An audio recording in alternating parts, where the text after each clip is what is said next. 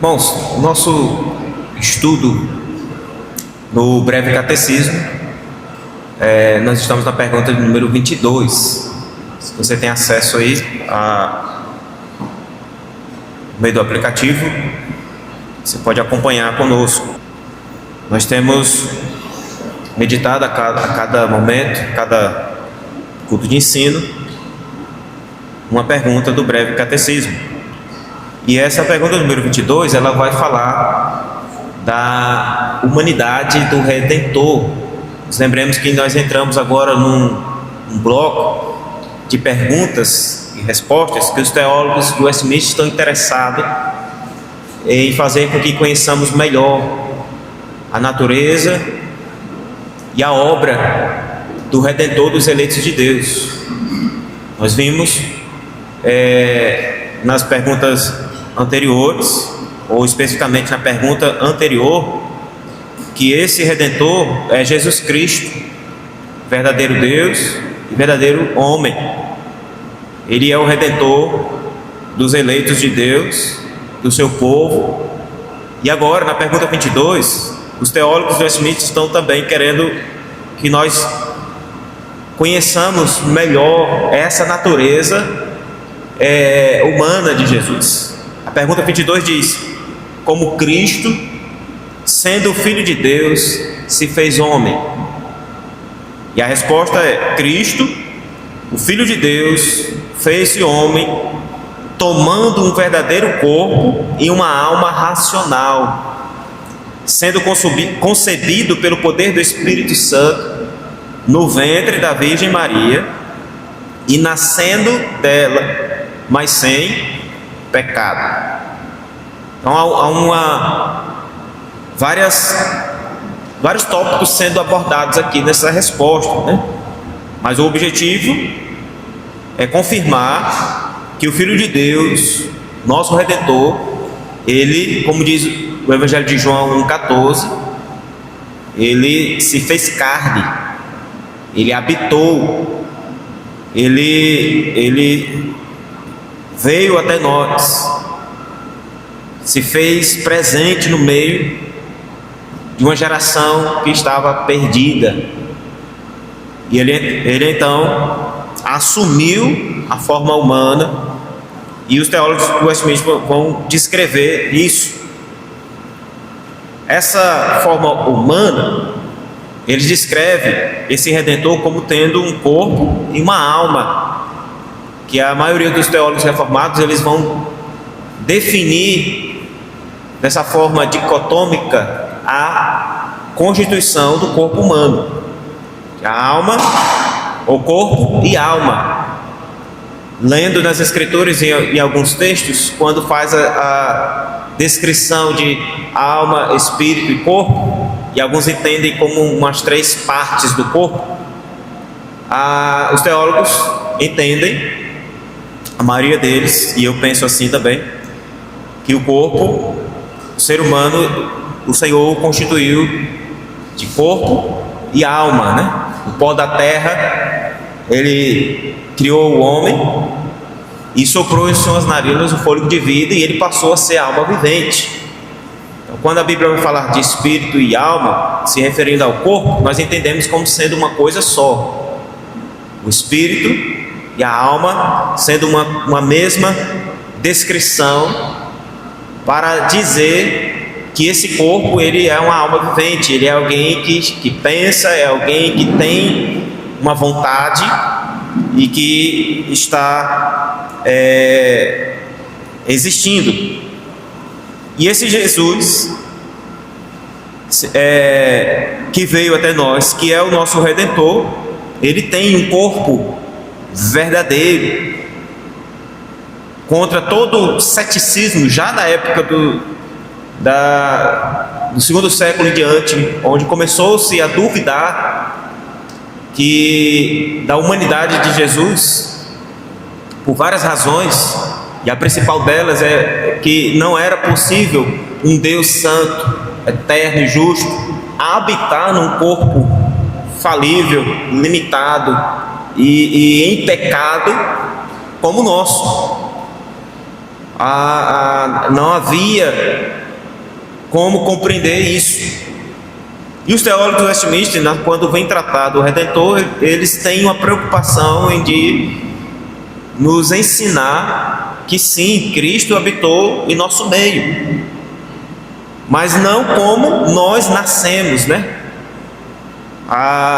Eles vão apresentar Jesus Cristo, o seu nascimento, de uma maneira que a gente vai ver aqui singular, né? Extraordinária, ao mesmo tempo que ele veio de uma forma natural, mas também sobrenatural. Mas Jesus, ele habitou em nosso meio e deu inúmeras provas de que de fato ele tinha um corpo como o nosso. Ele era um ser humano e não uma alma sem um corpo, ou mesmo ele tinha só o Espírito de Deus que habitou num corpo humano de uma pessoa qualquer, que também é uma outra doutrina que tenta resolver essa questão da humanidade de Jesus, dizendo que ele era um homem comum como nós, mas que no seu batismo ele recebeu o Espírito de Deus, e na sua morte na cruz o Espírito voltou ao próprio Deus e o corpo foi sepultado e pereceu lá. Mas o breve catecismo de Westminster reconhece a humanidade do Redentor dos eleitos de Deus e declara que ele se tornou como um de nós. Ele teve um verdadeiro corpo, como João 1,14 vai descrever, e ainda lá na primeira carta, o apóstolo João, na sua primeira carta, ele também dá uma declaração, prova de que quem esteve com eles não foi um espírito. Ele diz: o que era desde o princípio, o que temos ouvido, o que temos visto com os nossos próprios olhos, o que contemplamos e as nossas mãos apalparam com respeito ao verbo da vida. E a vida se manifestou e nós a temos visto, e dela damos testemunho e vos anunciamos a vida eterna, a qual estava com o Pai e nos foi manifestada. O que temos visto e ouvido anunciamos também a vós outros. O apóstolo João, como também os demais apóstolos, tiveram a cuidadosa preocupação em descrever a Jesus como sendo de fato alguém no meio deles, como eles. Ele tinha um verdadeiro corpo, teve sede, teve fome, se cansou. O próprio autor do Evangelho de Lucas vai dizer no capítulo 2, verso 52: e crescia Jesus em sabedoria, estatura e graça diante de Deus e dos homens. Basicamente, como funciona o ser humano, né? Na sua maturidade, né? Desde o seu nascimento. Sabedoria, o seu intelecto, a inteligência, a capacidade de raciocínio, de interagir e saber lidar com as questões. Estatura fala do seu crescimento, a sua idade, o amadurecimento. E a graça, a sua condição espiritual, uma vida piedosa diante do Senhor. A humanidade de Cristo é então uma realidade bíblica. Ela não é uma invenção dos homens. Deus se fez carne. Todos que estiveram próximos de Jesus o reconheceram como sendo um ser humano. Os apóstolos testificaram da sua humanidade. Jesus se referiu a si mesmo como Filho do Homem. E Jesus Cristo, como diz os teólogos, se tornou como um de nós. Ele foi tido no meio do seu povo. Um comentarista vai descrever essa humanidade de Jesus dizendo o seguinte: que Jesus também teve um corpo e as limitações desse corpo. Ele teve de nascer, ele teve de crescer, ele teve de ser cuidado pela mãe, aprender a falar, aprender a Bíblia, ele teve de dormir e descansar, ele teve de comer e beber água, ele também foi tocado, ele sofreu e sangrou, Tudo isso mostra que ele teve um corpo como nós. Jesus teve uma alma, aí já falando da sua alma, as suas emoções, os seus sentimentos, o teólogo vai dizer: Jesus teve uma alma como a nossa, porém sem pecado.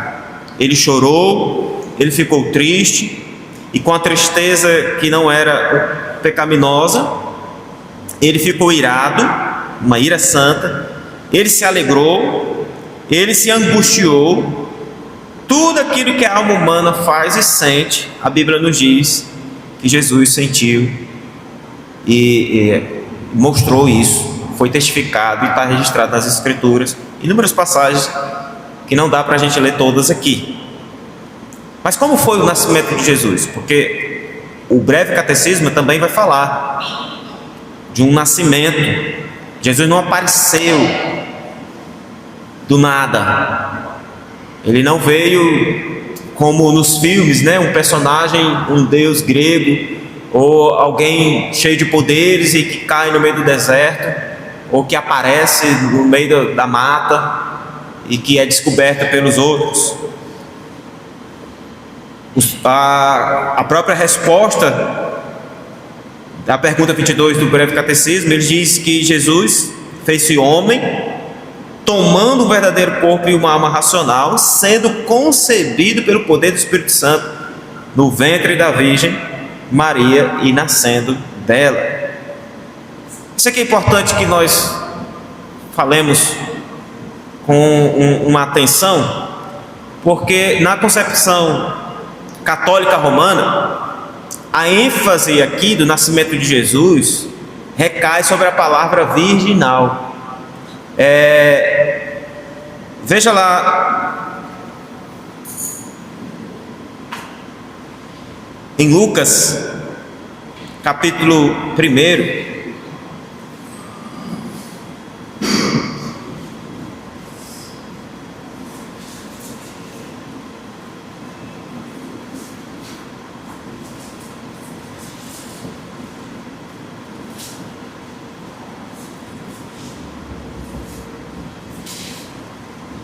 verso 31 ao verso 35, vai dizer assim, ó: eis que conceberás e darás à luz um filho, a quem chamarás pelo nome de Jesus. Este será grande e será chamado Filho do Altíssimo. Deus, o Senhor, lhe dará o trono de Davi, seu pai. Ele reinará para sempre sobre a casa de Jacó, e seu reinado não terá fim. Então disse Maria ao anjo: como será isto? Pois não tenho relação com homem algum. Respondeu-lhe o anjo: descerá sobre ti o Espírito Santo, e o poder do Altíssimo te envolverá com a sua sombra. Por isso também o ente santo que há de nascer será chamado Filho de Deus.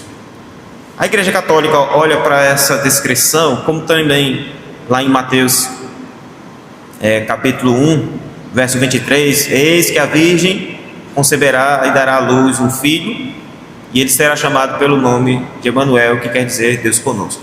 Eles olham para essa narrativa do Novo Testamento e o foco, ao invés de se voltar para o nascimento de Jesus, eles se voltam para a sua mãe, né?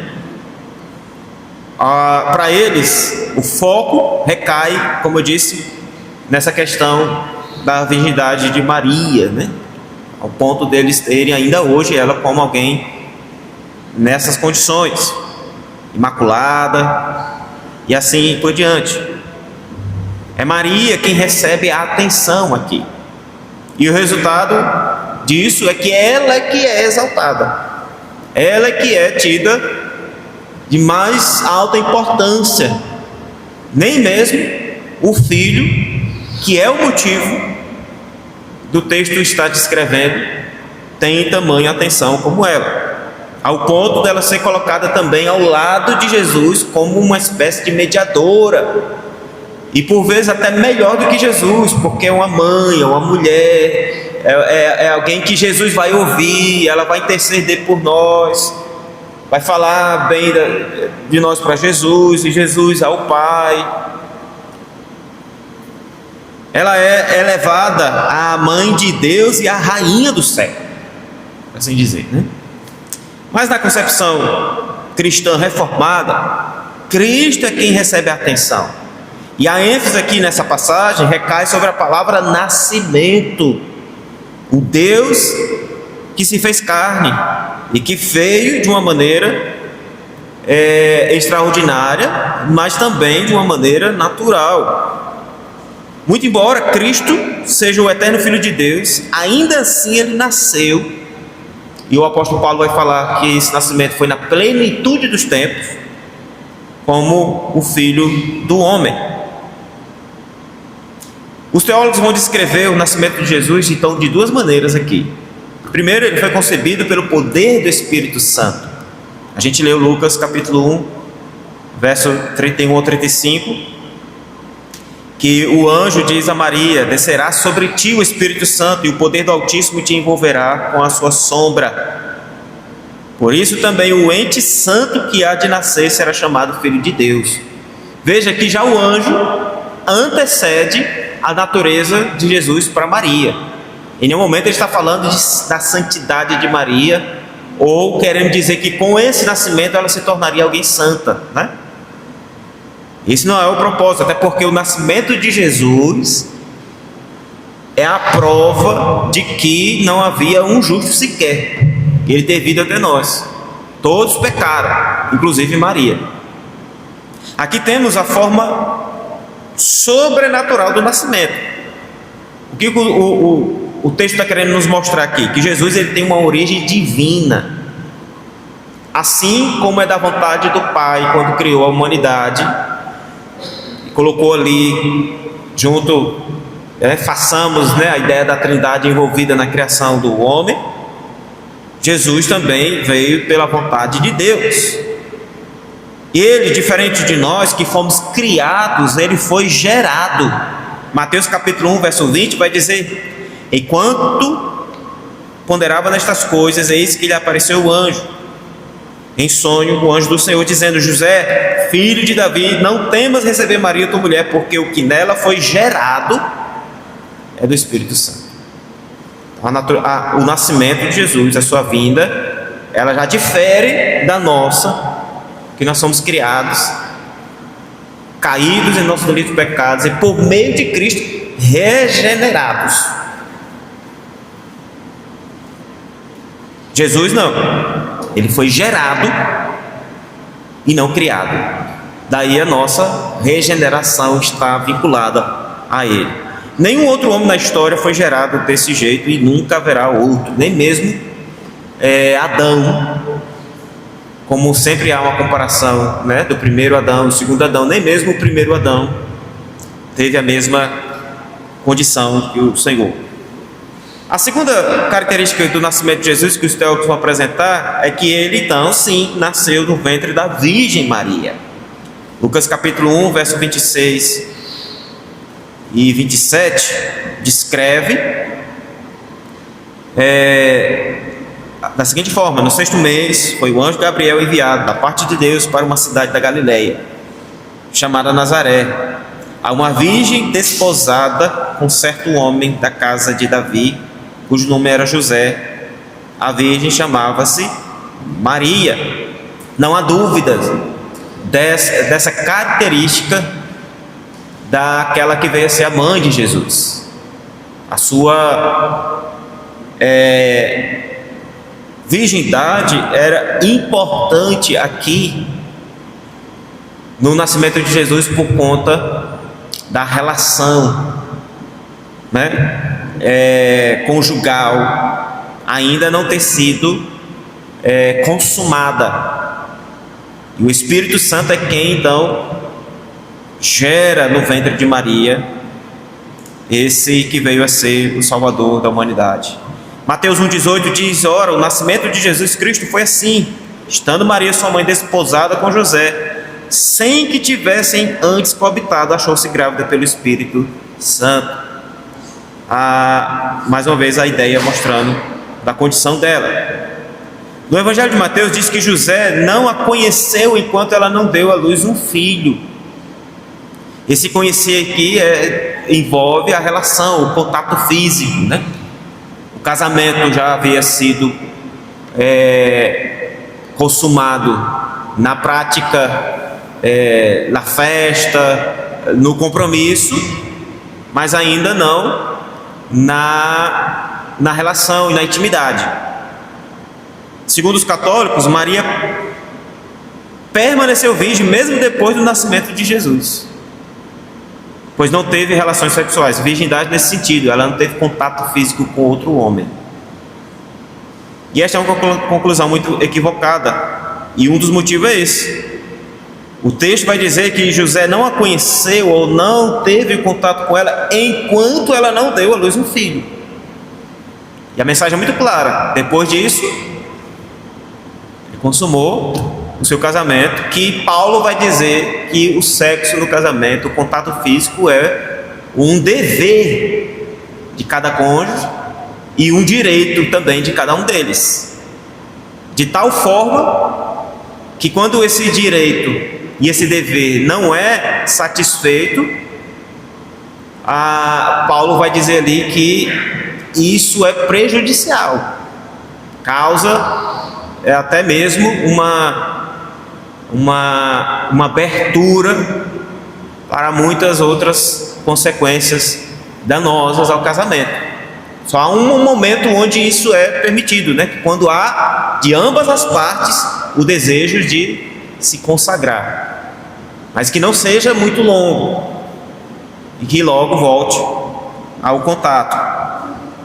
A segunda razão é que no Evangelho de Lucas diz que Maria deu à luz o seu filho primogênito, dando a ideia de primeiro entre outros. Qual razão Lucas, um pesquisador, um médico, iria descrever Jesus como um primogênito, iria dizer que Maria teve o primogênito, se não houvesse outros depois? E olha que Lucas escreveu o Evangelho muito depois do nascimento de Jesus, já no seu ministério, já pesquisa depois da sua morte, da sua ressurreição.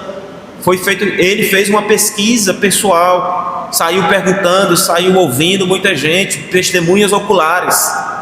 Qual razão Lucas teria para dizer que Maria deu à luz um filho primogênito? Está em Lucas capítulo 2, verso 7. E ela deu à luz ao seu filho primogênito. Se Maria só tivesse um filho e permanecido virgem, não se descreveria Jesus como primogênito, mas como o único filho de José e Maria, né?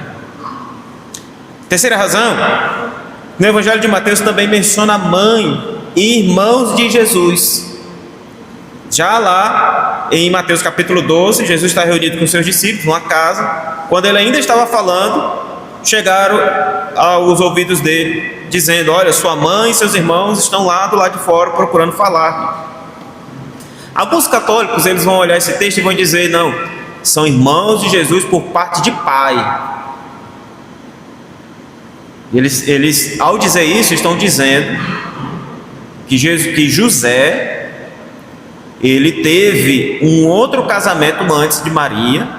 Eu não me recordo agora se antes ou se depois, na concepção dos católicos.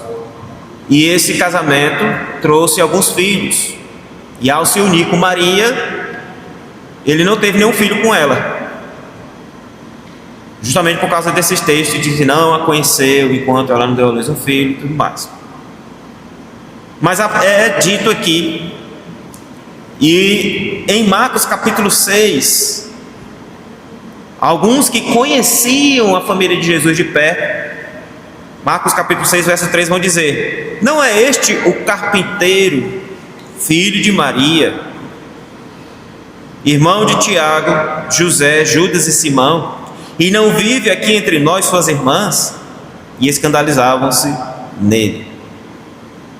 Ou seja, eles identificaram irmãos e irmãs de Jesus como sendo filhos do carpinteiro, e a profissão seguia de pai para filho, né? José com Maria.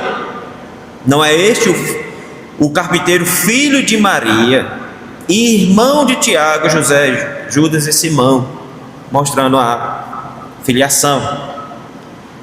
Outra coisa que a gente precisa ver aqui, que os teólogos apresentam, é que Não podemos confundir virgindade com impecabilidade, que é o que eles fazem, né? Por ter sido usado esse termo a Maria, virgem, no nascimento de Jesus, para eles, ela então era alguém imaculada. Para os católicos, a virgindade de Maria a torna santa, pura. Para nós cristãos, e nessa perspectiva reformada, a virgindade de Maria foi uma condição temporal para a vinda do eterno Filho de Deus a este mundo. E aí veja, essa condição temporal, ela existe porque houve um tempo para essa virgindade que cessou após o nascimento, quando ela consuma o seu casamento com José, tendo outros filhos e filhas. Então não foi uma condição além daquele contexto do nascimento de Jesus. A vinda do eterno Filho de Deus tem um caráter milagroso, ou em outras palavras, extraordinário, porque corresponde ao modo do seu nascimento. O Deus Filho se faz carne por meio do nascimento natural. Ele teve toda a gestação, Maria sentiu todas as contrações, os 9 meses. O texto vai dizer que José se reservou, a não ter esse contato físico com Maria até o nascimento de Jesus, mas a sua concepção sobrenatural está presente aqui. Por isso, os teólogos também vão dizer, terminando na resposta, que Jesus nasceu no ventre da Virgem Maria, e nascendo dela, mas sem pecado. E a doutrina aqui está apresentando para nós a impecabilidade do Redentor. Ele não só foi necessário que o nosso Redentor estivesse em nosso meio como sendo um de nós, mas que também ele precisava não ter cometido os mesmos pecados que nós.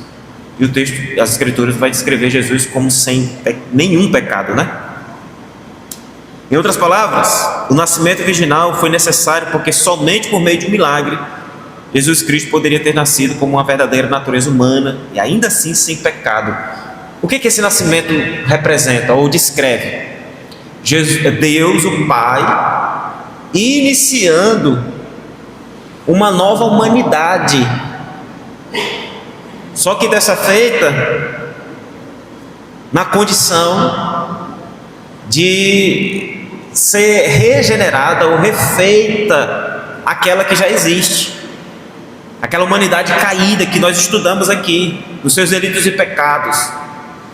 Ela agora é refeita por meio daquele que de uma maneira extraordinária, sobrenatural, veio a este mundo, nascendo naturalmente de uma gestação, para tomar a dianteira ou a cabeceira, usando um termo do nosso tempo, dessa nova humanidade, desse novo povo. E todos aqueles que são regenerados, ou que creem nesse Cristo, nesse Senhor, eles fazem parte desse novo povo de Deus, essa nova humanidade, que pelo sangue do Cordeiro eles são purificados, são refeitos, Os teólogos westminster então reafirmam a impecabilidade do Redentor, e você leu comigo aí em Hebreus capítulo 2, que fala sobre isso.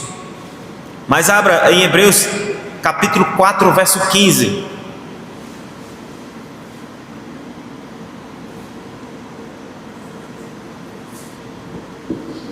Hebreus 4, verso 15. Alguém lê, por favor? Porque uma vez o sumo sacerdote não possa aparecer para nós muitos poderiam purificar todas as coisas a nossa segurança, mas sem pecado. Veja, se Jesus Cristo, ao se fazer carne, habitar em nosso meio, não fosse como nós, homens como nós, como diz a nossa semelhança, estas tentações que ele sofreu e padeceu não faziam sentido. Ele é levado ao deserto, tentado pelo próprio diabo. Ele convive em nosso meio, padecendo e vivendo as nossas limitações. Mas o texto vai dizer que, diferente de nós, ele não cometeu os pecados que foram trazidos a ele como forma de tentação. Ele foi tentado em todas as coisas à nossa semelhança. Inclusive, já lá no deserto, a primeira tentação de Jesus foi semelhante à nossa lá no Éden. Se lá no Éden, na tentação que o diabo lança contra Adão e Eva, envolve comida, no deserto Jesus também foi tentado pelo próprio diabo envolvendo comida. Mas veja, irmãos, a semelhança ainda não é essa, que por trás do fruto do conhecimento do bem e do mal, ao mesmo tempo por trás de transformar as pedras em pães, está a fé requerida para crer na palavra de Deus. Em Adão e Eva, o diabo diz: é isto que Deus disse? Não, não foi isso que Deus disse. E não é isso que Deus quer que vocês saibam, porque no dia que vocês comerem, vocês não vão morrer, mas vocês vão ser como Deus, conhecedores do bem e do mal. O diabo está então tirando todo o crédito, toda a verdade de Deus para inserir a sua. Lá no deserto com Jesus, o diabo faz a mesma coisa. Se és filho de Deus, transforma essas pedras em pães. Como assim, se és filho de Deus? Jesus acabou de sair do rio, sendo batizado por João Batista, e o próprio Deus falou: este é meu filho amado. A próxima cena, Mateus capítulo 4, Jesus no deserto e o diabo: se tu és filho de Deus, então prova que tu és filho de Deus, transforma essas pedras em pães. Então, nas duas tentações, do Éden e no deserto, envolvia comida, envolvia prova da fé. No Éden nós fracassamos com Adão e Eva. No deserto Jesus venceu. Foi tentado a nossa semelhança, mas sem pecado. João capítulo 10, verso 30, diz o seguinte: já não falarei muito convosco, porque aí vem o príncipe do mundo, e ele nada tem de mim. O Senhor Jesus, ele não tem nenhuma relação com o diabo, com o pecado. Nós ainda, nas nossas limitações, estamos ainda ligados à iniquidade presente no mundo, por causa das tentações que nós cedemos. Em 1 João capítulo 3, verso 5, o apóstolo diz: sabeis também que ele se manifestou para tirar os pecados, e nele não existe pecado. Ele veio para tirar os pecados, e não para ser mais um consumidor ativo dos pecados como eu e você. Segundo, a razão da impecabilidade de Jesus é a minha e a sua salvação. Por isso ele precisava ser o Cordeiro de Deus, santo, sem mácula. Nós lemos em Hebreus capítulo 2, verso 14 ao verso 15. Mas veja comigo o verso 17, Hebreus capítulo 2. Por isso mesmo convinha que em todas as coisas se tornasse semelhante aos irmãos, para ser misericordioso e fiel sumo sacerdote nas coisas referentes a Deus, e para fazer a propiciação pelos pecados do povo, pois naquilo que ele mesmo sofreu, tendo sido tentado, é poderoso para socorrer os que são tentados. Ele esteve em nosso lugar, mas sem praticar as mesmas coisas, para ser o nosso Redentor, para ser o nosso Cordeiro. 2 Coríntios capítulo 5, verso 21, Paulo diz: aquele que não conheceu o pecado, ele o fez pecado por nós, para que nele fôssemos feitos justiça de Deus. Ele assumiu o nosso lugar, mas não cometeu os nossos pecados. Ele tomou a nossa culpa. Estavam lá o justo juiz, nosso Deus, exigindo o pagamento da dívida. Deus tomou o escrito de dívida, Jesus Cristo, e disse: eu vou pagar essa conta. Não foi eu que fiz, mas eu vou pagar. O profeta Isaías 53, verso 6. Todos nós andávamos desgarrados como ovelhas, cada um se desviava pelo caminho, mas o Senhor fez cair sobre ele a iniquidade de nós todos. Não foi por Maria não, meus irmãos. Não foi por nenhum outro anjo. Não foi nem por nós mesmos, como tem aqueles no nosso estado, né?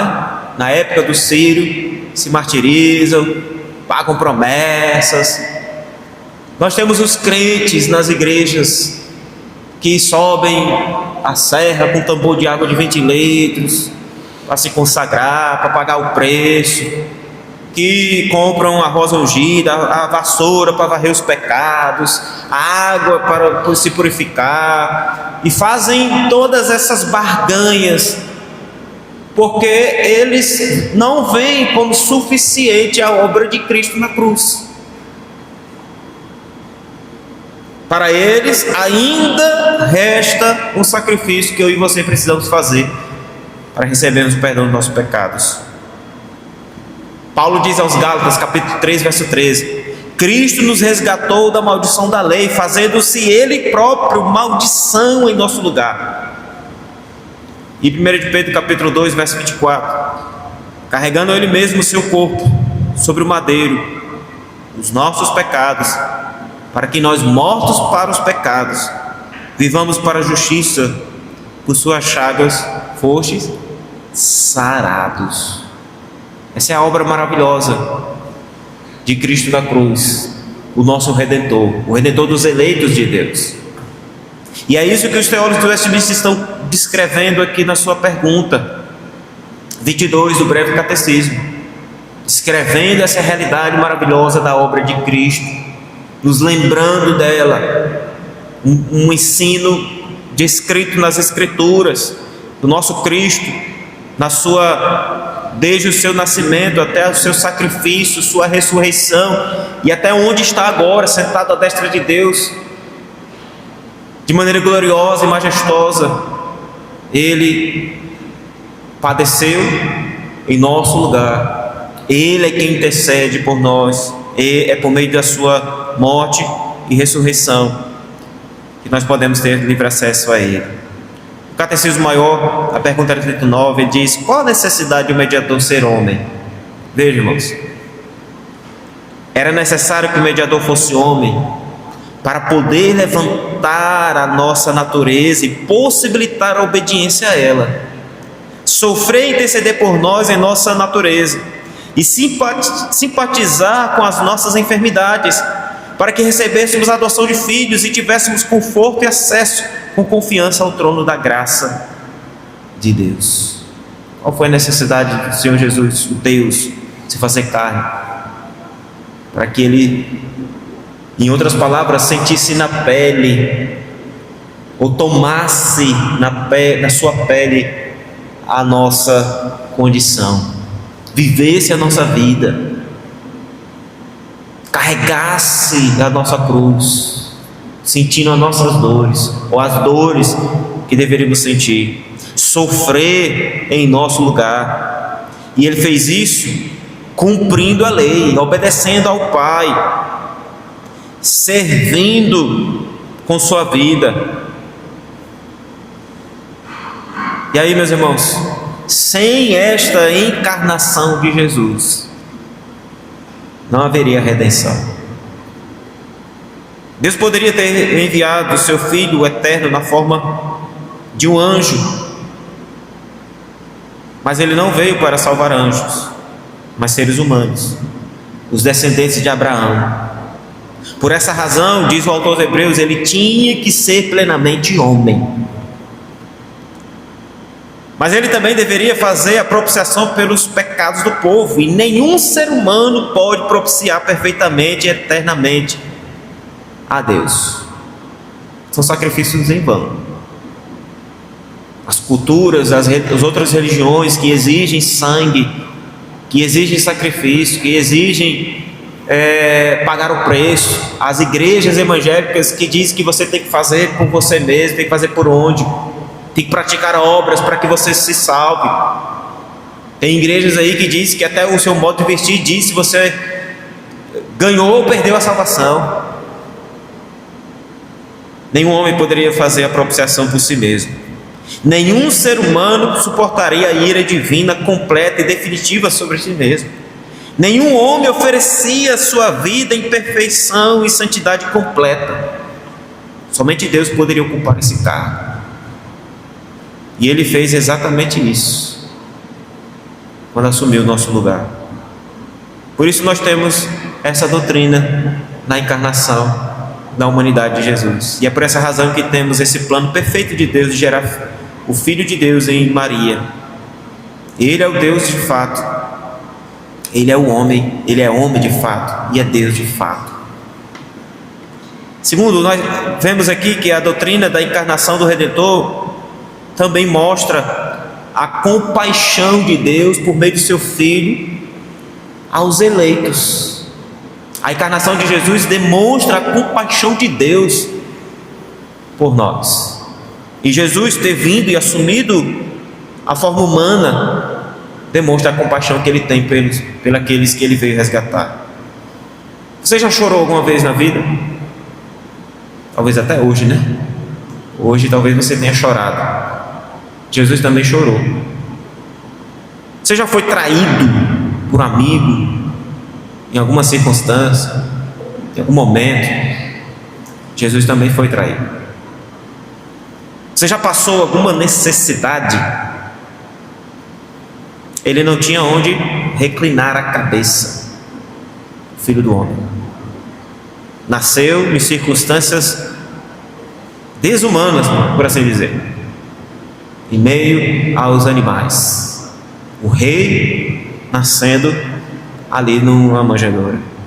Você já orou e teve a impressão de ser ignorado? Sabe quando a gente diz a oração não subiu? Lembra da oração de Jesus no Getsemane? Ele fez essa oração. Você já enfrentou a morte, uma doença, um acidente? Ou já passou pela sua mente, pela experiência de outros, o pavor da morte? O Senhor Jesus, Ele morreu em nosso lugar. Ele foi crucificado, uma morte das mais difíceis e humilhantes da sua época. Você já se sentiu abandonado? O Senhor Jesus Cristo na cruz, Ele teve esse sentimento: Deus meu, por que me desamparaste? Ele sentiu na pele tudo o que eu e você passamos. Ele viveu e sofreu. Por isso nós podemos crer no Senhor Jesus Cristo, no seu sacrifício, e recorrer a Ele quando estivermos angustiados, quando estivermos com os olhos cheios de lágrimas, quando estivermos orando, quando nos sentirmos ignorados, quando nos sentimos abandonados, porque Ele sentiu tudo isso, Ele sabe o que nós padecemos. Nós damos graça ao bom e eterno Deus pelas misericórdias infinitas do Senhor derramado em nossas vidas por meio do seu Filho. Ele prometeu um Redentor da semente da mulher lá em Gênesis 3,15. E Ele veio dessa mesma maneira, da semente da mulher, em Mateus capítulo 1. O Senhor nasceu. Ele sofreria as nossas dores, tomaria o nosso lugar na cruz, pagaria o preço pelos nossos pecados, entregando a sua vida em oferta a Deus. Seria humilhado e tido entre os malditos.